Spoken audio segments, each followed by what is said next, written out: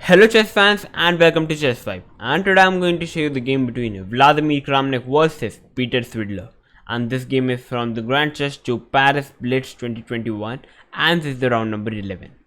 All those who don't know Vladimir Kramnik is Russian Grandmaster and he has been a former World Chess Champion. So obviously we are having a very nice expecting game from him. And all those who don't know Peter Svidler is a chess grandmaster and he is also from Russia and he has been 8 times national champion of Russia. So obviously he plays a very nice chess and he usually commentates on chess tournaments.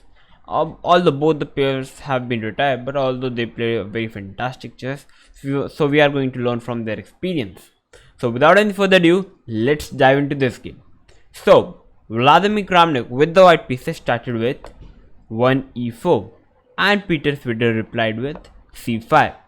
Here we have knight to f3, d6, d4, c into d4, knight into d4, knight to f6, knight to c3 and now a6, and we are in the Sicilian Najdorf Variation. And here white plays bishop to c4, developing the piece and preparing to castle. So here black pushes the pawn to e6. Here we have bishop to e3 and plan of white could be to play queen d2 and keeping the options whether white can go long castle and white can even go short castle. So after bishop to e3, black played queen to c7, developing the queen and also attacking the bishop on c4. So white plays bishop to b3. Here we have knight to d7, perhaps planning to play knight b6 and opening up the position with d5. So Kramnik pushes the pawn to f3, protecting the e4 pawn. Here we have h5 by Peter Svidler, gaining more space on the king side, so that if white decided to castle short, then he would attack with h4 h3. So here Kramnik played a3, keeping a square for the bishop to go back to a2. And here Peter Svidler played knight to e5. Here at the place of playing knight to e5, a better move would be to play b5. The idea of playing b5 is that here black can play bishop to b7 and developing the piece, and by playing b5 black gains a large amount of space on the queen side. So it would have been a much better idea at the place of playing knight to e5. But okay, knight to e5 was played, and the idea of playing knight to e5 is here Peter Svidler wants to put the knight on c4 and attack the pawn on b2, as well as also attacking the bishop on e3. So here Kramnik played queen to e2, stopping the knight to c4 idea, because now the queen and the bishop is protecting the c4 square. So here Peter Svidler played bishop to d7, and at the place of bishop to d7 he should have played b5, because now the idea of playing b5 is, first he wants to put the bishop on b7, second he gains space on the queen side, and third now he can put the knight on c4, because after bishop takes he can capture the bishop with the pawn and his b file would be open. But in the game he played bishop to d7 and here white played f4, and actually this position is better for white as white all pieces have been successfully developed. He is attacking on the center, so that's fine.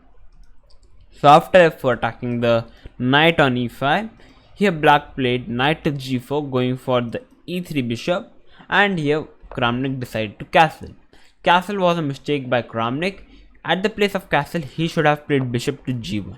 The idea of playing bishop to g1 is here white is planning to play h3 in the future and kick the bishop and kick the knight from the g4 square to h6, and then the knight on h6 would be a hopeless piece. But he just castled and he just traded off a bad knight with a good bishop on e3. So after queen into e3, black played g6, preparing to play bishop g7, and he would be having a nice diagonal. So here Kramnik played king to b1. Here we have bishop to h6 by Peter Svidler. The plan is to push the pawn to e5, and the f pawn cannot grab the pawn because the queen is hanging on e3. So after bishop to h6, white played queen to f3, removing the queen from this side. Very dangerous spin. So after queen to f3, black played rook to c8, and this was the blunder by Peter Svidler. At the place of playing rook to c8, he should have castled long side, and although this is white is better in this position, but this is playable position. But what happened in the game, by playing rook to c8, white played a very powerful move which he aimed for, which is f5, trying to open up the position. And remember guys, here black cannot castle long side because he have moved the rook from a8 to c8, and it doesn't matter if he castles short, he's going to attack on the king side. So now it's a trouble time for black, and it's completely winning position for white. So after f5, here black decided to capture the pawn on f5. Here we have e into f5, and here black pushes the pawn to e5. A very nice move by Peter Svidler. Now trying to not open up the position, trying to block the position, because if he tries to open up the position, his king is in the center, and white is simply going to destroy the black king. So after e5, feel free to pause the video and try to find the amazing move played by Vladimir Kramnik in this position.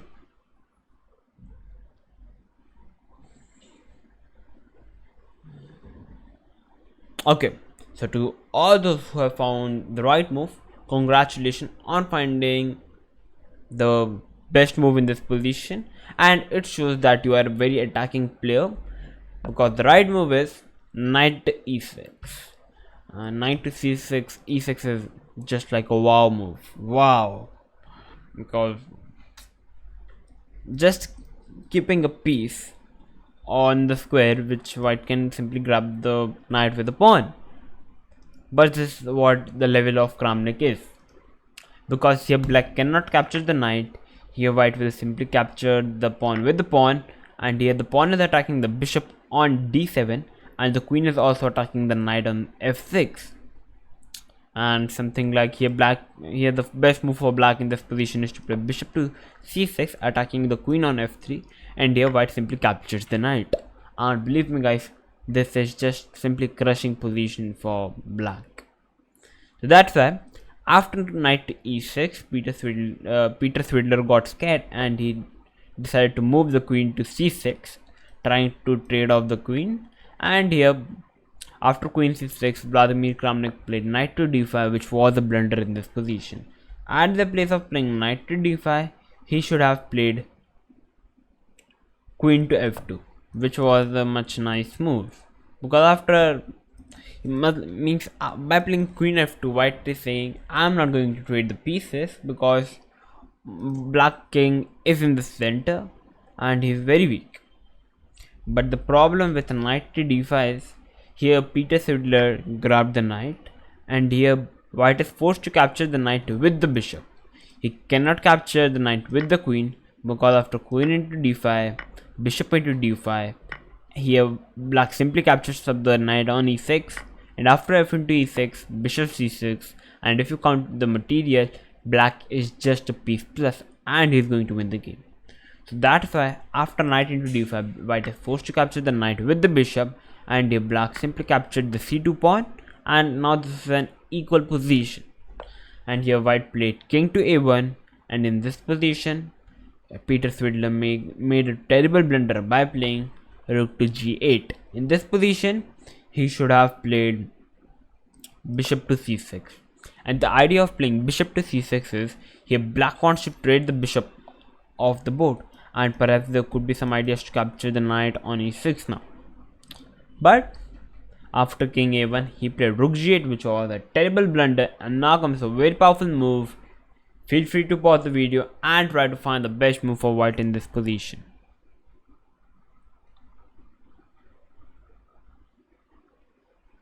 Okay, so to those who have found the right move, congratulations on finding the only natural move, which is queen into h5, capturing a pawn. And the pawn cannot capture the knight because the pawn is pinned, and second, the queen is attacking the bishop on h6. So this is a complete disaster for black after playing a rook to g8. Here after queen into h5, black played bishop to c6, asking for a bishop trade.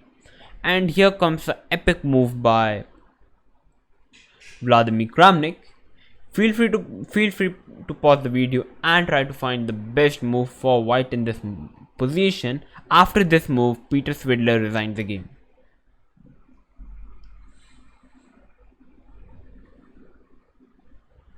Okay, so to all those who have found the right move, you are a complete attacking player, believe me. Because all those who have decided to capture the bishop, this is also winning. But the move Kramnik played was simply fantastic, which was knight to d4, game over. And in this position, Peter Svidler with the black pieces resigned the game against Vladimir Kramnik. So what's happening in this position? After knight to d5, the knight is attacking the queen on c2.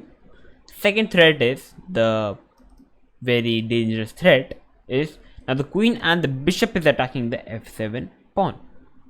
So for example, if black tries to capture the knight on d4, here comes a very powerful move, queen into f7 check. Here black is forced to go king to d8, and here white will simply capture the rook, king c7, queen h7 check, king b8, queen into h6, and this game over for black. He's just a rook down, and white is like 3 pawns up, and he's going to push the pawns and he's going to win the game. That's why after knight to d4, this epic move, Peter Svidler with the black pieces resigned the game against Vladimir Kramnik. And as it was a blitz game, the knight d4 move was not easy to count because it's very hard to find on the board, and the move he found was just unbelievable. So guys, if you like this game, then please like to my video. If you are new to my channel, then please subscribe to my channel. I will come up with these new videos for you, so please stay tuned. Thank you for watching, and bye bye.